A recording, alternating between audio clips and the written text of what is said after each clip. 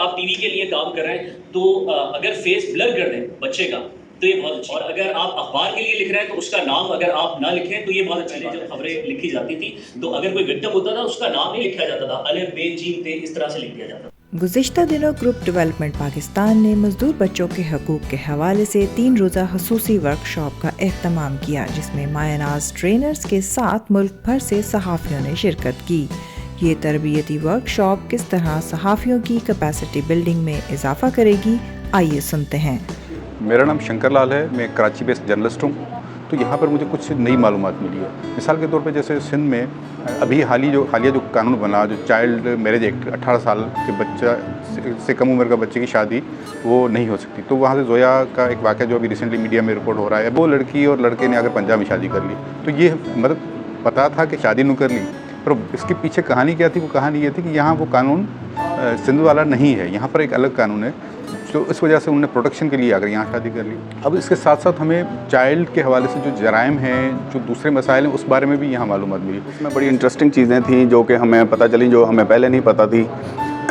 जिसमें सबसे शॉकिंग ये था कि लॉज एग्जिस्ट कर रहे हैं जो कि फेडरल लेवल पे भी हैं और प्रोविंशियल लेवल पे भी हैं, लेकिन अनफॉर्चुनेटली उनमें डिस्क्रिपेंसीज हैं जो कि इंटरनेशनल लॉज और इवन आप एक दूसरे से भी क्लैश करते हैं। जिसमें सबसे बड़ा डिफरेंस बच्चों की एज के हवाले से आता है कि चाइल्ड को डिफ़ाइन करने के लिए एज क्या है, जिसमें पंजाब में 16 साल है और सिंध में 14 साल है, जिसकी वजह से काफ़ी discrepancies within the country पाई जाती हैं। और लॉज में ये लकूनास जो हैं, इसकी वजह से जो हैं ऑफेंडर्स जो हैं वो बच जाते हैं। तो उसके अलावा हमें इसका प्रोसीजर बताया गया कि जो चाइल्ड ऑफेंसेस क्या हैं और उनकी लीगल प्रोसीडिंग्स कैसे होती हैं। जो ऐसे लगा कि जो मुझे बेसिकली सीखने की चीज़ें थी, इसके अंदर चाइल्ड लेबर की क्या एज है, क्या चाइल्ड लेबर की फॉर्म्स हैं।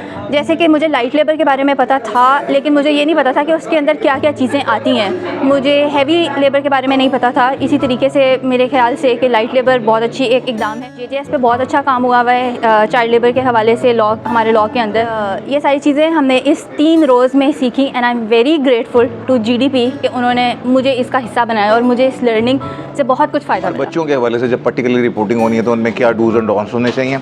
Last but not the least is actually the FIE section where they are actually coming up with the digital security stuff।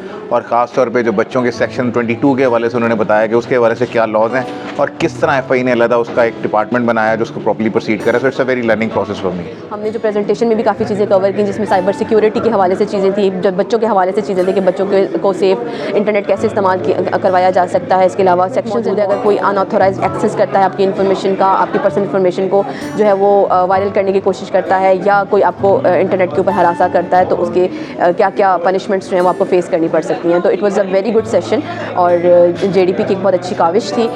मैं चाहूँगी कि इस तरह के अवेयरनेस सेशन जो हैं वो मुख्तलिफ लोगों के साथ करवाते रहने चाहिए, ताकि अवेयरनेस जो है वो गवर्नमेंट के इदारों के हवाले से जो खौफ है लोगों के दिलों में एजेंसीज़ के हवाले से एटलीस्ट वो ओवरकम हो जाए। ग्रुप डेवलपमेंट पाकिस्तान एक नेशनल ऑर्गेनाइजेशन है जो बच्चों की वेलफेयर के लिए काम करती है थ्रू आउट द कंट्री।